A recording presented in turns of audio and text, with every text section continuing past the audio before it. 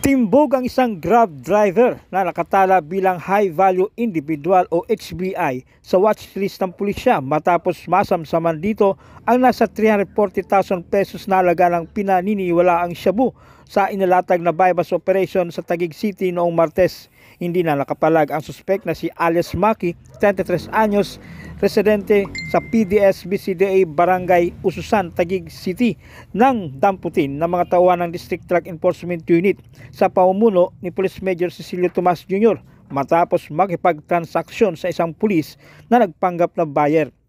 Nakakumpiska sa kanyang isang not-tied transparent plastic bag na naglalaman ng hinihinalang shabu na tumitimbang ng 50 gramo at tinatayang nagkakalaga ng 340,000 pesos, isang cellular phone at 79 na piraso ng bodil money.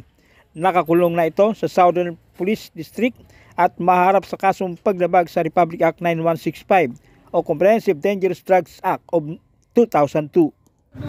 Sir, sa'yo yung nakuha yung shabu na yun? Sa'yo nakuha yun? Tapos lang po yun sa akin, sir. Wala pong nakuha sa akin, sir. Walang nakuha sa'yo. Si Police Corporal Werling Rapanan Araldo III from Southern Police District, District Drug Enforcement Unit. Ikaw ay inuhuli sa salang pagbibenta ng shabu. Ito ay may karapatang manahimik, kasi walang tibo. Ano man ang sasabihin ay maaaring maging laban sa iyo. Ikaw ay may karapatang kumuha ng sariling abogado, at kung wala, ikaw ay pagkakalooban ng gobyerno. Ikaw rin ay may pagkakataon na kumuha ng sariling doktor, at kung wala naman, ang gobyerno ay magkakaloob sa iyo. Naintindihan mo ang iyong karapatan? Sagot. Naintindihan mo? Samantala, arestado ang isang street-level individual sa ikanasang drug bust ng Station Drug Enforcement Unit ng Taguig PNP, kung saan nakumpiska sa suspek ang halos 64,000 pesos na halaga ng shabu. Kinilala ni Police Senior Master Sergeant Jacaria Amin ang suspek na si alias Andy, residente ng Cactus Street, Barangay Pembo, Taguig City.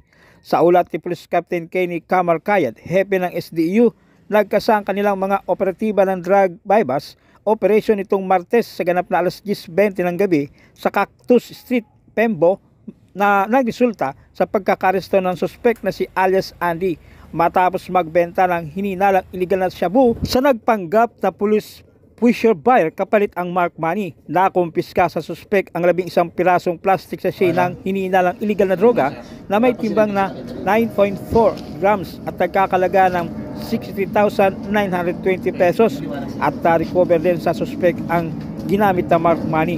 Kasalukuyang nasa kustodya ng Taguig City Police Station ang arestadong suspek at naharap ito sa kasong paglabag sa RA 9165 o Comprehensive Dangerous Drugs Act of 2002.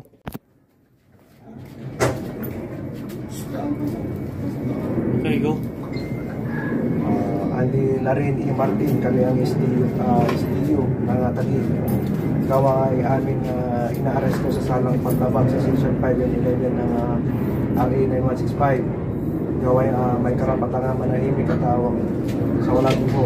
Ano mang sasabihin ay pwedeng gamitin o laban sa iyo sa anumang hukuman. Ikaw din ay may karapatang pumili ng sarili mong abogado. At kung wala kang kakayahan, ang gobyerno ang magbibigay sa iyo. At ikaw din ang may karapatan na pumili sa iyo ng doktor upang sumuri sa iyong medical. Kung wala kang kakayahan, ang gobyerno ang magbibigay sa iyo. Naiintindihan mo ba ang iyong karapatan?